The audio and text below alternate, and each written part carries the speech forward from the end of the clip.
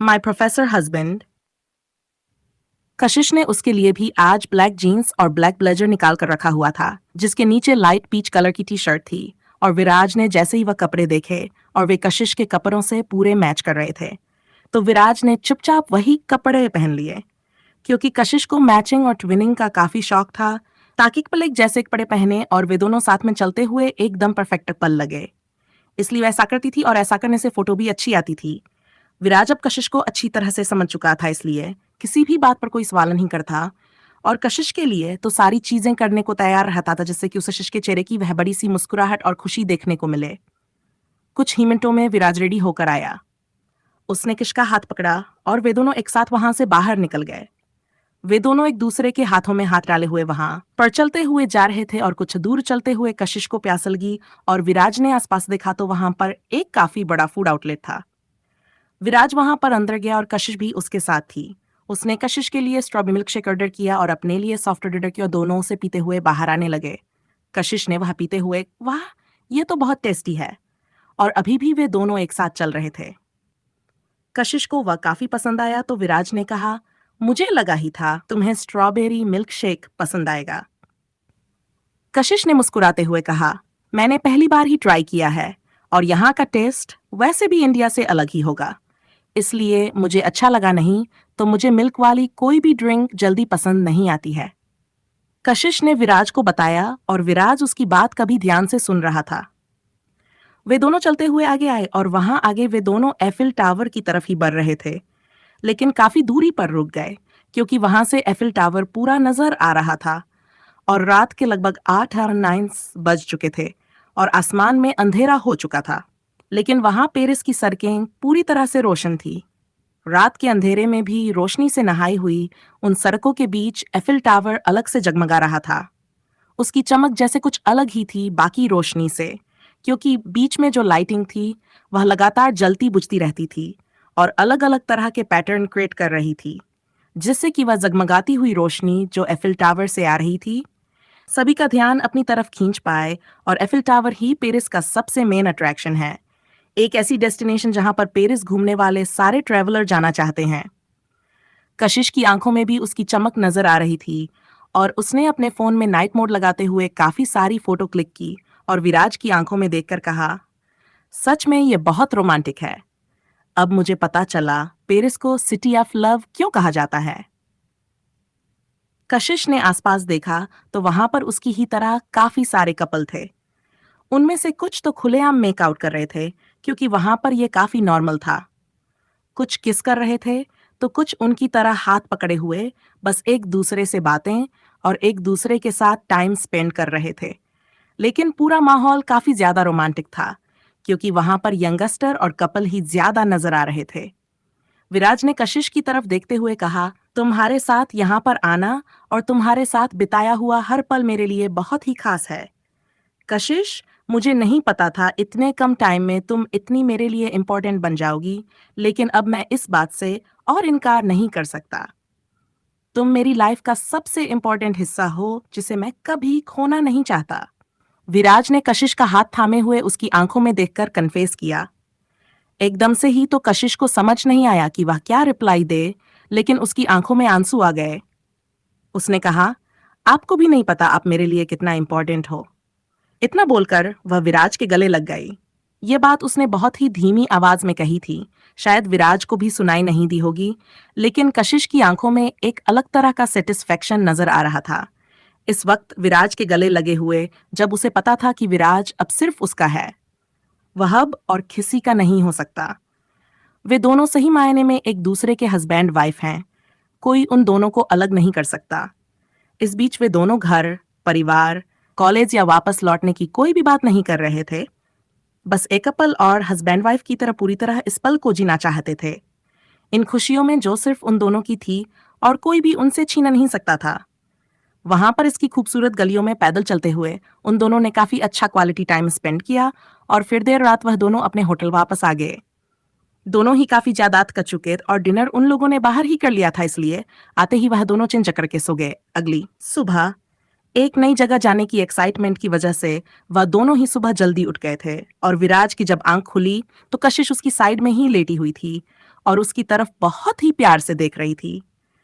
कशिश को इस तरह अपनी तरफ देखते हुए पाकर विराज के चेहरे की स्माइल बहुत ही बड़ी हो गई थी।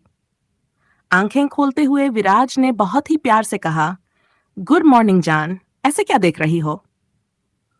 कशिश ने विराज की आंखों में खोए हुए जवाब दिया, अपने हैंडसम हस्बैंड को देख रही हूं, नहीं देख सकती क्या? विराज ने उसे छेड़ते हुए पूछा, अच्छा तो तुम्हें मैं हैंडसम भी लगता हूं। मुझे तो लगा था तुम मुझे बस एक ओल्ड बोरिंग पर्सन ही मानती हो। विराज की ये बात सुनते ही कशिश तुरंत ही बिस्तर पर उठकर बैठ गई और उसने नहीं में अपनी गन हिलाते हुए कहा, नहीं नहीं, ऐसा कुछ भी नहीं है।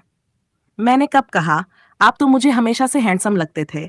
जब से मैंने आपको फर्स्ट डे कॉलेज में देखा था, तब से ही मुझे आप पर। कशिश ने एकदम से ही हसब बोल दिया, लेकिन जैसे ही उसे विराज की नजर खुद पर महसूस हुई, वह बोलते हुए रुक गई और अपनी बात पूरी नहीं कर पाई। उसे अपना गला एकदम सूखता हुआ सा महसूस हुआ। कशिश ने अपने गले में अटका हुआ थूक निकलकर गला गीला किया और फिर विराज की नजरें अवॉइड करने के लिए इधर उधर देखने लगी और विराज इस तरह सब बोलते देखकर मुस्कुराने लगा और उठकर बैठ गया। उसने कशिश का हाथ पकड़कर उसे अपने नजदीक खींचा और फिर उसकी आंखों में देखते हुए कहा, पहले ही दिन से क्या? क्या मैं तुम्हें पहले ही दिन से इंटरेस्टिंग लगता हूँ? वैसे तुमने सामने से तो कभी इतना इंटरेस्ट नहीं दिखाई। हाँ, कॉलेज की बाकी लड़कियां जरूर पीछे पड़ी रहती थी, लेकिन तुम तो उन सब से अलग थी। क्या सच में तुम मुझे शुरू से पसंद करती हो? विराज ने बहुत ही उम्मीद भरी निगाहों से कशिश की तरफ देखते हुए यह सवाल किया, तो कशिश काफी ज्यादा घबरा गई। उसने बड़ी मुश्किल से विराज की तरफ देखते हुए कहा, नहीं नहीं, ऐसा नहीं है। मेरा मतलब है, आप तो हम सब लड़कियों को ही इंटरेस्टिंग लगे थे। बस सब बोलती थी कि आप इतने हैंडसम हैं और फिर ये तो सच ही है। तो फिर मैं कौन हूं मना मना करने वाली? और वैसे भी मैं उन सब लड़कियों की तरह तो नहीं हूं। कशिश ने किसी तरह से बात संभालते हुए कहा। तो विराज ने आगे जाकर धीरे से उसके माथे पर किस किया और कहा, बिल्कुल तुम सबसे अलग हो और अब तुम मेरी हो। विराज ने जैसे ही उसके माथे को अपने होठों से छुआ तो कशिश की आंखें ऑटोमेटिक ही बंद हो गए और उसे बहुत ही अच्छा सुकून भरा एहसास हुआ। तो अपनी बाहें विराज के इर्द गिर्द लपेटते हुए वह उसके सीने से लगी। काफी देर तक वह दोनों ऐसी बैठे रहे और अब उन दोनों को ही पता था वह दोनों सिर्फ एक दूसरे को ही चाहते हैं और पूरी तरह से एक दूसरे के हो चुके हैं। अब उन्हें कोई भी सिचुएशन और कोई भी इंसान दूर नहीं कर सकता था और ना ही खुद वो दोनों एक दूसरे से दूर होने के बारे में सोचना भी चाहे थे। लगभग 1-2 घंटे के बाद कशिश और विराज दोनों ही होटल में ही नाश्ता करने के बाद रेडी हो चुके थे और कशिश ने ब्लू और वाइट कलर का सिंपल प्रिंट वाला गाउन पहना हुआ था, जिसमें काफी ज्यादा घेर था और ऊपर से सिर्फ स्टेप थी और आस्तीन नहीं थी। क्लीवेज भी थोड़ा डीप था, लेकिन फिर भी वह गाउन उस पर बहुत ही ज्यादा खूबसूरत लग रहा था। विराज की नजरें तो हमेशा की तरह उस पर ही टिक गई थी और हट ही नहीं रही थी। वह हर तरह से कशिश की तारीफ कर चुका था, जिसे कि कशिश भी बहुत इंजॉय कर रही थी। और उसने पूरा रेडी होने के बाद खुद को शीशे में देखा तो खुद भी अपनी तारीफ किए बिना नहीं रह पाई और उसने खुद से कहा, मुझे तो लगा था राज ऐसे ही बस मुझे खुश करने के लिए बोल रहे हैं, लेकिन मैं तो सच में बहुत ही प्रीटी लग रही हूँ, कहीं मेरी ही नजर ना लग जाए। इतना बोलते हुए उसने अपनी आंखों का काजल लेकर अपने ही कान के पीछे लगा लिया और फिर अपनी बेवकूफी भरी इस हरकत पर हंस दी। और कुछ देर के बाद विराज भी चेंजिंग रूम से निकाल कर आया।